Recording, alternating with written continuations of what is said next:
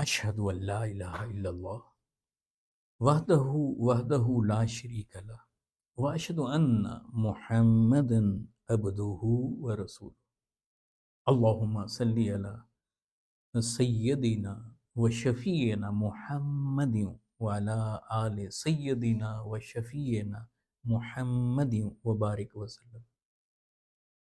دورہ قرآن، تیسرے پارے کے اہم نکات۔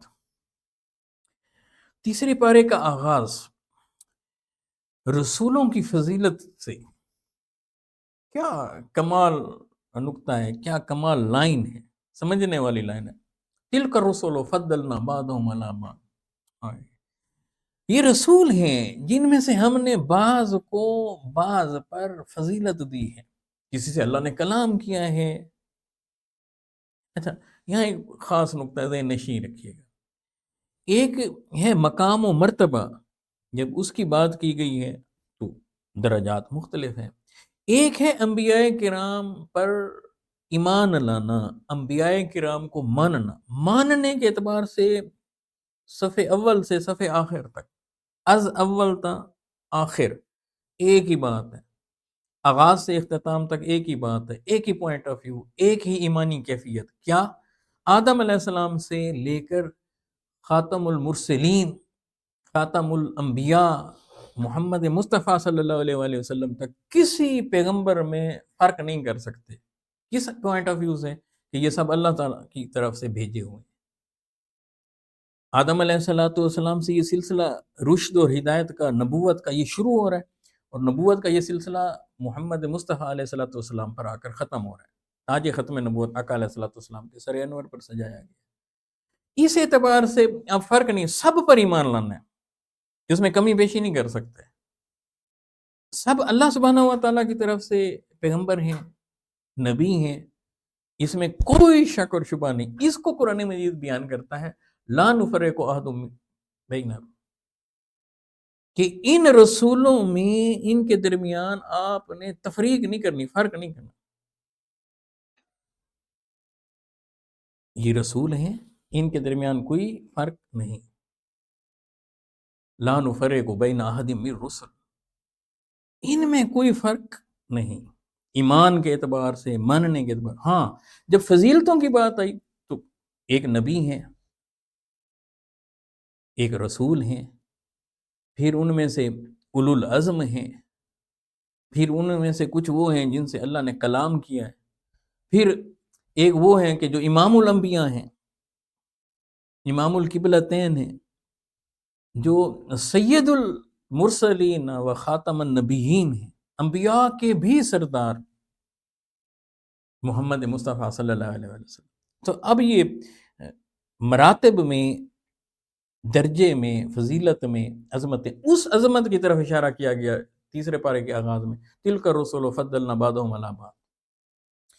پھر اس کے بعد جو اہم ترین چیز ہے، کمال چیز ہے اور بڑی شاندار چیز جو اللہ نے تحفتاً اس امت کو عطا فرمائی، وہ آیت الکرسی ہے۔ اس بارے میں آیت الکرسی کا تذکرہ ہر نماز کے بعد آیت الکرسی کو پڑھنے والا، اس کی فضیلت یہ بیان کی گئی ہے کہ موت کے علاوہ اس بندے میں اور جنت کے درمیان کوئی چیز رکاوٹ ہی نہیں، یعنی اتنی عظمت، حفاظت کے نقطۂ نظر سے۔ اور اس میں ہے کیا؟ اوہ ہوئے، توحید خالص اس میں بھری پڑی ہے، اللہ کے سوا کوئی معبود نہیں، اللہ لا الہ الا اللہ، ہمیشہ ہمیشہ قائم، ہمیشہ ہمیشہ زندہ، الحی القیوم، اور ایسا طاقتوں والا ہے کہ جو انسان میں خامیاں ہیں نا، انسان کو اونگ آنے لگتی ہے، اکتانے لگتا ہے، تھکنے لگتا ہے تو سونے لگتا ہے، نیند آتی ہے، فرمایا لا تاخذہ سنۃ ولا نوم، لہو ما فی السماوات، اس تفصیلات سارا کچھ اسی کے لیے ہے۔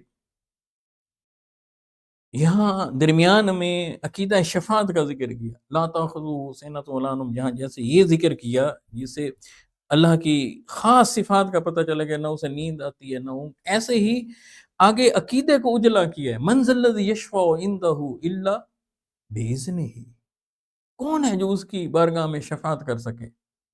اس سے یہ معنی ہوئی نا، لیکن کوئی بھی نہیں کر سکے گا۔ اس کا مطلب یہ ہے کفار نہیں کر سکیں گے، مشرکین نہیں کر سکتے، اور جو اپنے آپ کو محض اس لیے کہ ہم تو چہیتے ہیں، ہم یہ ہیں اور یہ ہیں تو ہم تو شفاعت کریں گے، ایسے نہیں کہا کہ اس کے اذن کے بغیر کوئی شفاعت نہیں کر سکے گا، الا باذنہ ہی، اس کی بارگاہ میں تو وہ شفاعت کرے گا جس سے اللہ نے سرٹیفکیٹ دے رکھے ہوں گے، جنہیں اللہ نے اذن دے رکھا ہوگا، اور وہ کون ہے؟ انبیاء ہیں، رسول ہیں۔ پھر ان کے نیچے یعنی اس چیز کو ہائی لائٹ کیا گیا، واضح کیا گیا کہ شفاعت کے لیے ایمان کا ہونا ضروری ہے۔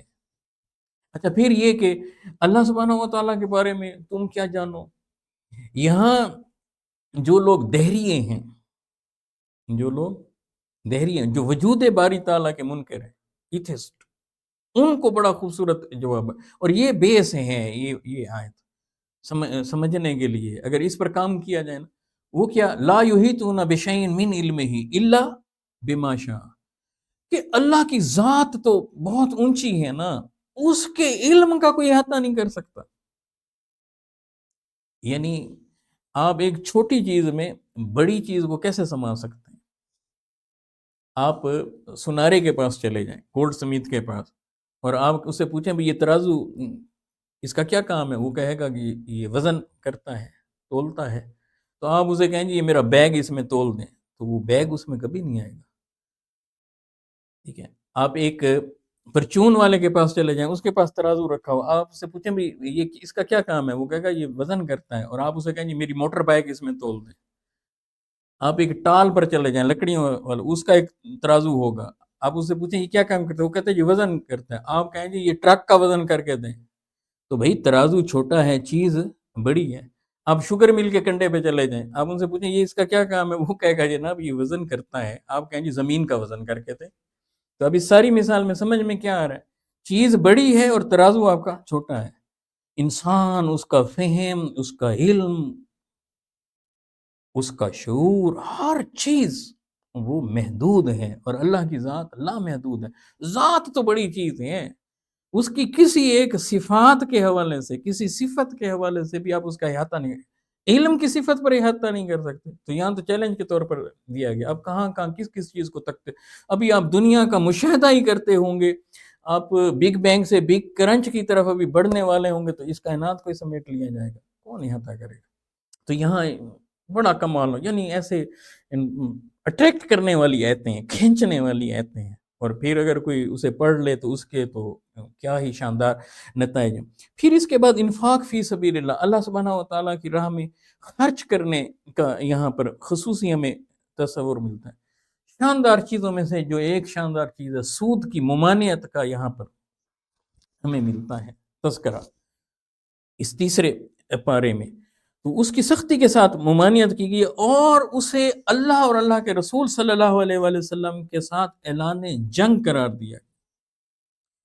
اور پھر قرض کے حوالے سے گفتگو کی گئی ہے، لین دین کے معاملات، جب آپ کسی کو لون دینے لگیں یا لینے لگیں تو اسے ریٹن فارم میں کیسے لائیں، ڈاکومنٹیشن اس کی کیسے کریں، دستاویزی شکل میں اسے کیسے لائیں، اس کا یہاں پر ذکر ہے۔ اور یہیں سورہ البقرہ کا اختتام ہو رہا ہے، قرآن مجید کی سب سے طویل ترین صورت یہاں ختم ہو رہی ہے، اور سورہ آل عمران کا آغاز بھی تیسرے پارے سے ہو رہا ہے۔